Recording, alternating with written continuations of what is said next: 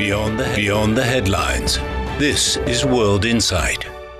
Hello and welcome to World Insight with me, Tianwei. Today I'm in Inner Mongolia. Behind me is the edge of the Mu'uz Desert in Inner Mongolia, a place once known as the land of bad water, where sand stretched for miles and almost nothing could grow. But look closely now and you will see something extraordinary. Trees, flowers. Decades ago, one woman decided to plant them.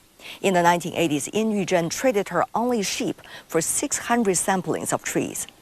With no guarantee they would survive, she began planting one tree at a time to hold back the desert.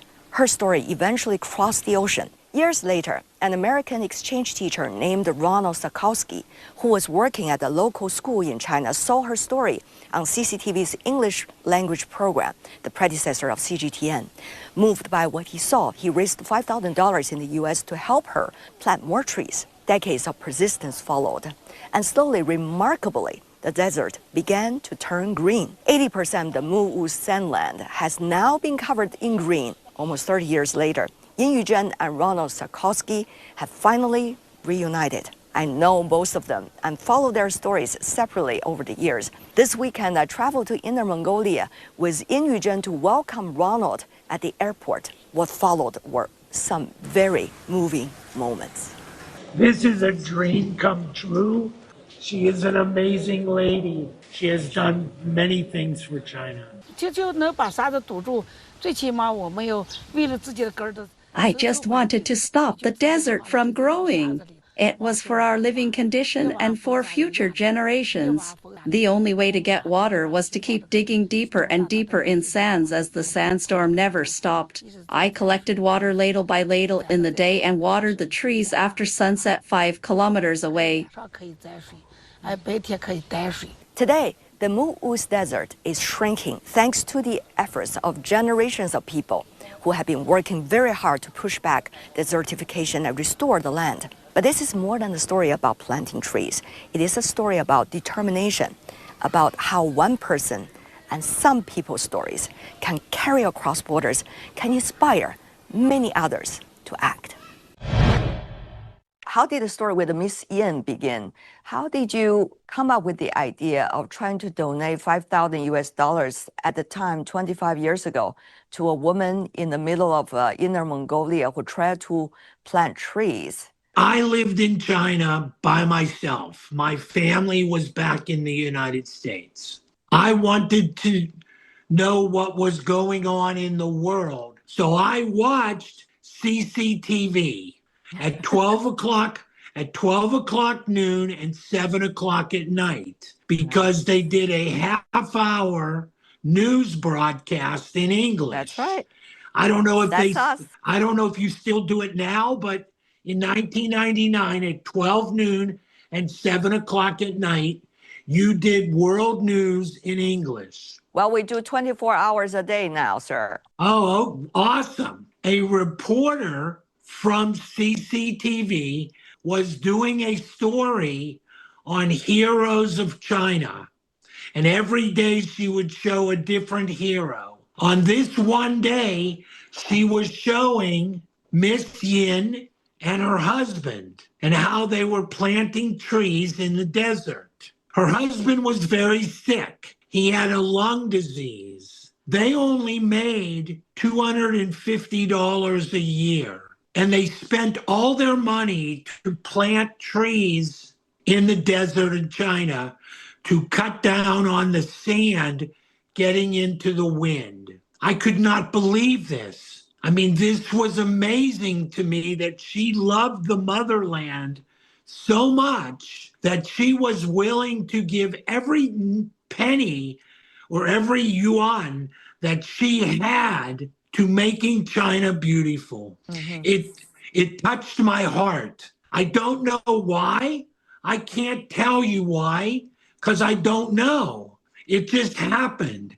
I was crying as I watched the news. So I saw her on the TV and I said, I want to help her. And I want to thank China, because it had already taught me many lessons. Just in 2 months, China had made me a better person. So every night after Tai Chi, I went back in my apartment for 2 months and I started to research on the internet to find somebody or some organization that would help Miss Yin. I found a couple of organizations, but they all wanted to take a commission to get the money to China. I would not agree to that.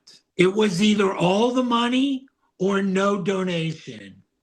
Finally, an organization in Boston, Massachusetts, who I do not remember who they are, said that they would give me $5,000. Well, Miss Yin only made $250 a year. $5,000 in 1999 was 20 years of income. So then I had to work to find a way to get the money to her. Central government in Beijing was willing to get the money, and then they promised that they would get the money to her. And that's how it all started. I heard in December that the money had arrived in Beijing, and then I never heard anything else. In May of 2000, Mr. Bai said to me, S, tell your students you are going away for a week. I said to him, where am I going? He said, I cannot tell you, but you will cry. Bring your suit and you will cry. I knew in China, if they told me to bring my suit, it was something important. So I texted my supervisor in New York City from the teacher exchange program. And I said to her, do you know anything about this trip? And she said, yes, I know, but I cannot tell you, but you will cry. So I told my students, Mr. Bai told me that I was very lucky to go to Nay Mongol, to the grassland in Nay Mongol. He had always, yes, Inner Mongolia. He had always dreamed to go to the grassland, but he had never been there. Mr. Bai had become my brother. So I told him the only way I would go was if they let him come with me to be my translator, because I do not speak Chinese. They said Mr. Bai could come with me, so we flew to Hohhot, the provincial capital of Inner Mongolia. Yes. We got off of the plane and we went to a hotel in Hohhot, where we had a banquet that night. I was sitting at the round table, one of the round tables, and Chinese tradition, I was in the guest of honor seat. So I was facing the door of the banquet room. The door opened and Miss Yin walked in the door. I was stunned. I turned to Mr. Bai and I said, Mr. Bai, that's the lady from the television show in October. And he said, yes, that's why you're here. I jumped out of my seat, and like an American, I went over and I gave her a big hug. Chinese traditional women do not hug men in public, and especially a foreigner in public. And she does not speak English. So she was very, very scared. After she calmed down, we went back to the table and they served us dinner, Inner Mongolian lamb banquet. What did she tell you through Mr. Bai? She told me about the forest and how she had planted the trees, and that the next day we were going to go to her house. So that night after the banquet, like 10 o'clock at night, Mr. Bai says to me, oh, by the way, which is typical Chinese, you always wait to the last minute to tell somebody something. You never tell them anything in advance. So Mr. Bai tells me, it's funny, but it's true. Mr. Bai tells me at 10 o'clock at night that in the morning, at 9 o'clock in the morning, I'm going to give a speech to 500 Communist Party members. This is 10 o'clock at night, and I have to write a speech for 9 o'clock in the morning. Yeah. I don't speak Chinese. Mr. Bai said, no problem. I will translate. So I did a speech in a small elementary school in Hohhot to 500 communist men. So they were like the local officials and also people responsible for implement the project of forestation together with Miss Yin, right? Yes, they were locals and some members from Beijing. I see. When I was done, and Dasha Shah from CCTV was outside waiting for me. That's terrific. And we drove for hours over the sand. There were no roads, there were no villages, there were no houses. In the middle of the desert, there was a big hole in the desert. Miss Yin came out of the hole. She was digging a water hole for the trees. I saw her. We said hello, and she started to point all around the desert. She said, this is your forest. This is your forest. This is your forest. 3 times. The third time she called it my forest, I said to Mr. Bai, why is she calling it my forest? It is not my forest. And Mr. Bai said, Beijing central government is calling it the Sakolsky forest. I said, no, all I did was put this money together, but I did not do this for the forest to be named after me. She showed me the little saplings. When I tell you that the saplings were no bigger than this pen, that was the size of the saplings that she was putting in the desert, digging a hole with a stick and dropping the sapling in the desert. I see. Then we drove to her house and she made a delicious noodle dish. I came back to America in June of 2000. In December of 2000, I got Mr. Bai sent me a letter that Miss Yin had sent her to him to send to me, and he translated it into English with a picture of a very large white stone in the desert, calling it the Sakolsky Forest, with an excerpt, a part of my speech on the stone. Wow. Sadly, my school in America got black mold. I don't know if you know what black mold is, but it's very bad. It's black. It goes all over your walls. It can be very dangerous. I see. So at a school, they threw all my stuff away. So they threw away all my pictures of Miss Yin, all my pictures of the forest, the letter, everything they threw in the garbage. I lost everything. And so I lost contact for 27 years. You know, because in China there is a traditional saying, it takes 10 years to make a forest. It takes 100 years to build a person. Of course, this is an analogy, but it shows how much effort one needs to make in order to raise a child through education. And it's so interesting that these 2 stories about the trees, about a person, and about a bridge between your part of the world and this part of the world really beautifully reflected and crystallization in this story that we are talking about today, 27 years later. If a simple world history teacher from America can somehow find a simple Chinese woman in the desert of China in Inner Mongolia and somehow, some way work together to create this forest, the world can find a way to work together. It's not easy. It takes a lot of obstacles and a lot of time.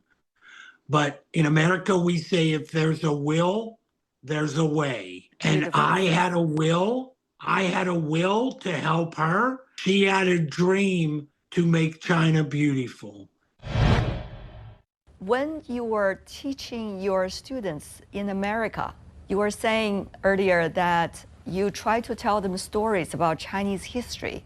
What were some of the stories you love to tell them and the story that they really enjoy?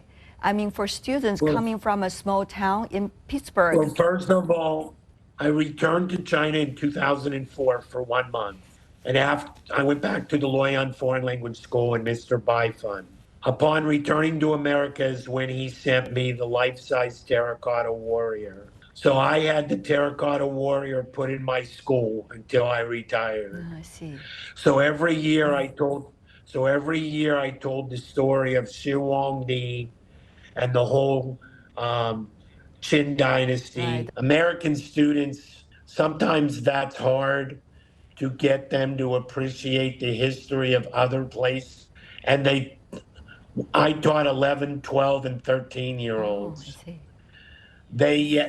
They haven't really made the connection to the world. So Chinese history doesn't mean a lot to them, but I tried to make it as interesting as possible so that they would appreciate it. It's easier sometimes to teach the Roman history and the Greek history because it connects to American history. So the fact that I went to China made my class much more interesting. In fact, when I did Shi Huangdi and the Qin dynasty, I would invite the other history classes, and we would all join together in the library, and I would teach all 3 history classes at the same time. Really? How would you let them relate, to what you were trying to teach? Yes, but I could make it real because I was there. So I was there, so they listened. They would then ask me questions all about China. And my philosophy of teaching is if my student, first of all, there are no stupid questions except the question that nobody asks. Second of all, if my students asked me any question whatsoever, I would always give them an answer. And if I didn't have the answer, I would tell them, I don't know. It was okay for the teacher to say, I don't know, but I will get back to you. And I would research, and the next day I would get back to them with the answer. I never left the student without an answer to their question. So because I lived it in China, I was able to answer their questions. And that made it interesting to them because the other teachers never went to China. So all they were doing was teaching out of a textbook. I was teaching out of real life. As the Chinese would say, one needs to travel 10,000 miles and read 10,000 books. Yes, absolutely. Like I said, I'm in Australia because I have now gone to all 7 continents. Good for you. So I have done my travels. Good for you. So I see Ronald with a wild heart, so to speak. So what was it like for you to be a middle school teacher for decades in America? Because here in China, people have been hearing about challenging problems in American educational system, about whether students are interested in learning. Certainly, they are very different from Chinese students who are always memorizing, competing among themselves. Your students, from what I was told, 1 out of 10 students may make it to a university. I taught middle school, junior high school. Even teachers, everybody said that's the craziest age to teach. 11, 12, 13, 14-year-olds is the hardest age to teach. I loved it. I'm that crazy that was the place I needed to be. But I believe the way to get to the students is that you don't make your students change to you. You as the teacher have to change to each and every student that you have. It's your job to get to your students. Another quick, funny story. When I got to Loyang Foreign Language School, I walked into my classroom. There was one step from the floor to the blackboard. Okay. Okay. Yes. I asked what it's for, and I was told that's where the teachers stand, up on that step. I said, no way. There's no way I'm standing on that step. So I never stood on the step. And I would sit on top of my students' desk and talk and teach with them. The first time I sat on a student's desk, they didn't know what to do. They were like, what the heck? What's going on here? My teacher is sitting on my desk. I wanted them to feel what it was like in America. I came down to their level. I didn't want to teach down to my Chinese students. And that's how I taught in America also. I never talked down. If I had a handicapped child, I found a way to get to that handicapped child. Another quick, funny story. I had a student of mine in America who wasn't doing his homework. And I said to him, why aren't you doing your homework? And he said, I can never remember to bring my book home. I said, okay. So that day after school, I drove to his house. I drove to his house after school. His sister answered the door. I had taught his older sister. I handed her a textbook. I said, give this to your brother at dinner when you're eating dinner with your mother and dad. The next day, the kid came in the classroom and he said, Mr. S, I can't believe what you did. And I said, what did I do? I didn't do anything. He said, not only did you bring the book to me, but my sister gave it to me in front of my parents. I looked at the student and said, guess you're going to do your homework now, or I'm coming back. Right. Did he do your homework? Never again did he not do his homework. Never again. Well, you got your way. But as a teacher, you go the extra mile. And that was one thing about Chinese teachers, especially in Loyang. Very, very strict, very, very strict, very, very traditional. And I brought a whole new way of doing things. And I wasn't afraid to do it.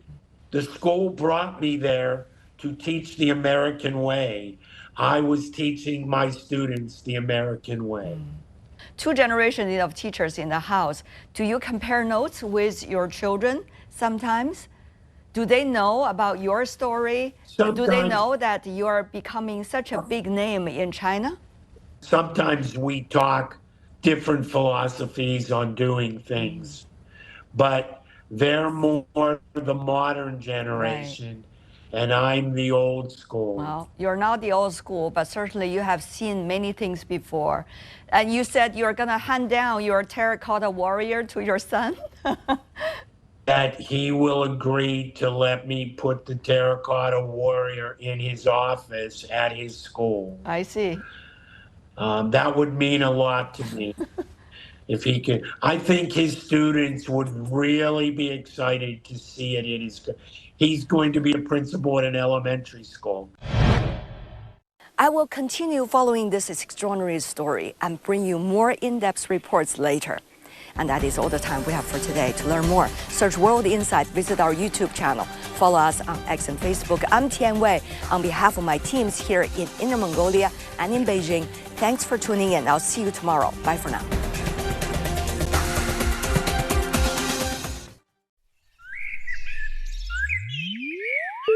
Hey, smart buddy. Why do the neighbor's boys say I can't be a scientist? Hi, Jane. Around 30% of scientists in the world are women. Statistically speaking, you are more likely to succeed in arts and literature.